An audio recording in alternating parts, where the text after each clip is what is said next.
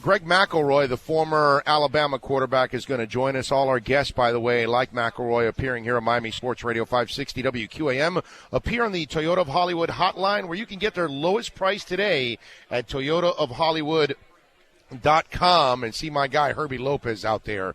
And my guy Joe Z was able to catch up with the former Alabama quarterback to talk a little college football. Okay, Orlando, thank you very much. With Greg McElroy, former quarterback at Alabama, now with ABC. Got a nice promotion also, so congratulations. I appreciate it. Thanks. Good to be with you, man. I appreciate it. Life in South Beach pretty good. Florida, sunshine, beautiful. How's it this time of year? Hot, very hot, and rainy, but we don't complain too much. But it's sweltering right now. How's life in Charlotte? It's good. It's good. I would imagine, yes, the rains, your 4 o'clock thunderstorms. We have torrential downpour that lasts days on end. So I certainly would trade places when it comes to weather, but life is good. Glad to be with you guys, though. All right, so we do have a connection to the Southeastern Conference. We have Mark Richt as our coach, and people in South Florida are very much looking forward to that. What do you think of his move? I'm thrilled for him. I'm thrilled for the program. If you look at what they've been over the last few years, it's been an underachieving bunch. There's talent in the stable. I just think Mark Richt, what he brings to the program, the professionalism that he brings, the track record he brings, the sense of pride he's going to have wearing orange and green on the sideline, there's something to be said about returning to your alma mater. And we see it all over the place, and it would mean probably just a little bit more to be able to do that if, in fact, you're in a position like Mark Richt's in. I love that he pledged $1 million to get an indoor facility built. I love the commitment that they're making to the Orange Bowl. I love the commitment that they're making to the program itself. Look, this is a program in the Coastal Division that's wide open.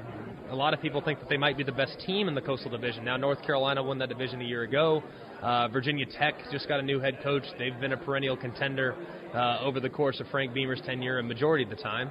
But Miami, to think that they have not been to an ACC championship since they joined the league is pretty amazing. And I think that that's long overdue. And with Brad Kaya and some of the talented players that they have coming back, it's a real possibility. Now, if the offensive line doesn't get better, then it's not going to matter how good Brad Kaya is. But at the line of scrimmage, that's one area where Mark Richt has always had success, and I would imagine that'll carry over when he gets to South Florida as well.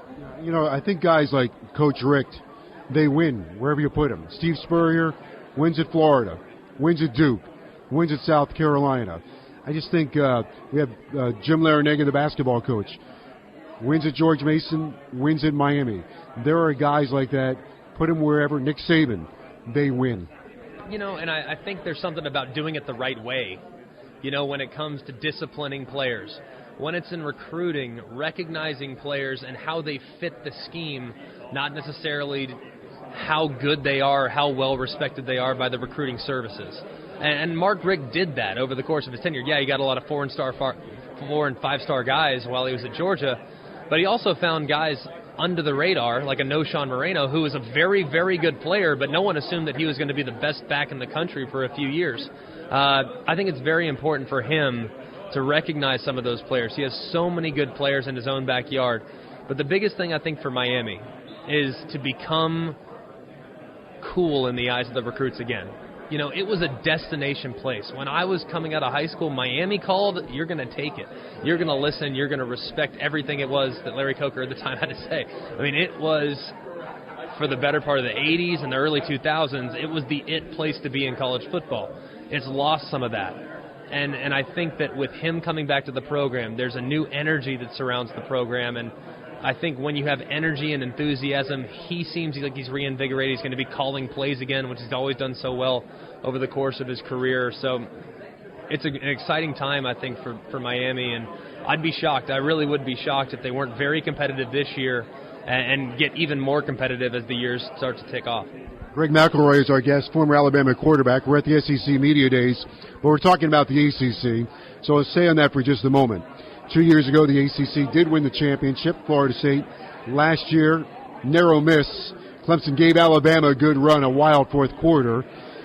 The ACC is second behind the SEC in terms of draft choices over the last 5, 7, 10 years. How far away is the ACC from the SEC? Well, you know, I think the biggest thing that separates the ACC from the SEC right now is that you know who the two front runners are in the ACC, and then it's anybody's pick of the litter when you look 3 through 14.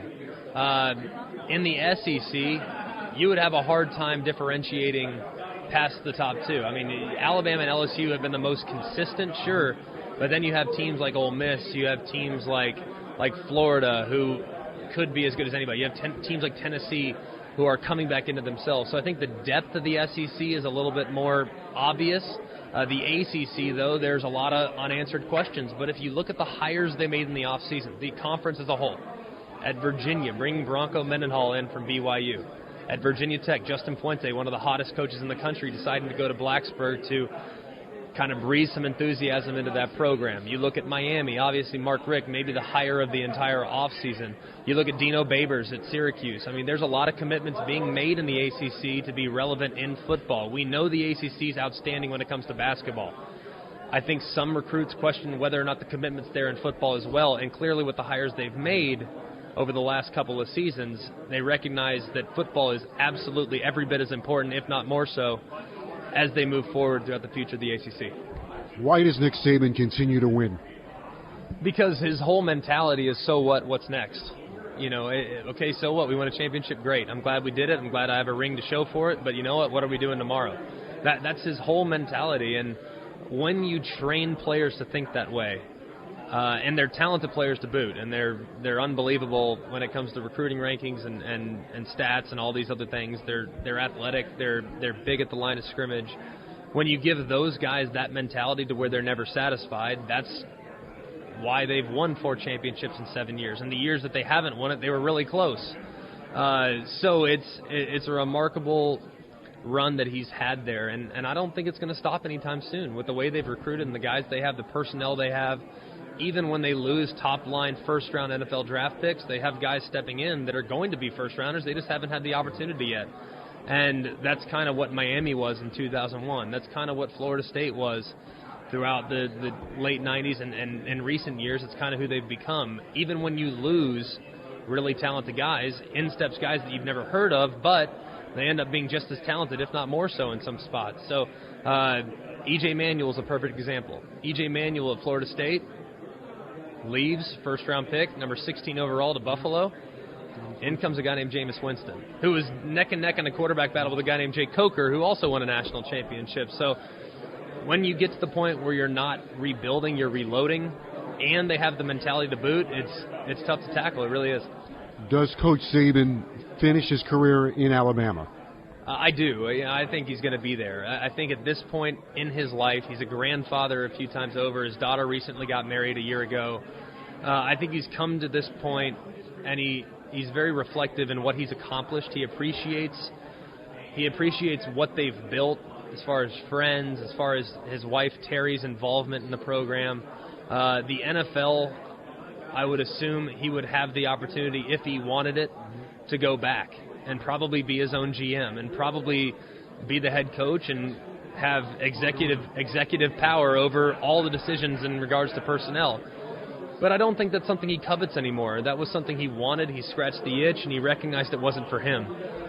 Something about building his team from high school talent is a little bit more his style, and I do. I believe he's very happy. I think he's changed a lot as a person over the last 10 years that he's been in Tuscaloosa, and for that reason, I don't anticipate him going anywhere. The only place I thought he might go is Texas, and certainly that opportunity came available a few years ago, and he turned it down. So it's interesting, but I do think he's going to be there forever.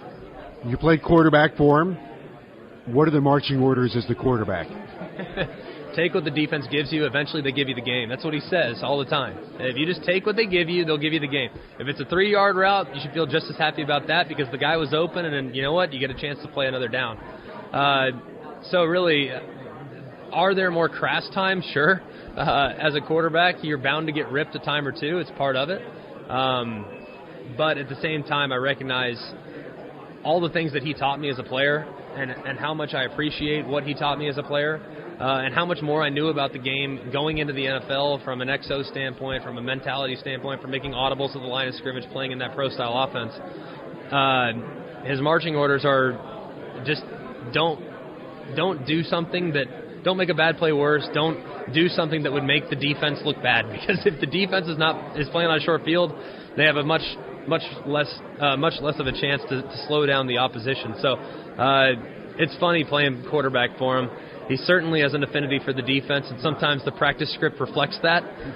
But also at the same time, that made us better, because some of the obstacles we had to overcome in practice were never as difficult as what we had to overcome in the game. Very good. Greg McElroy has been our guest. Greg, thank you very much. Best of luck on your analysis career. I appreciate it. Thanks, buddy.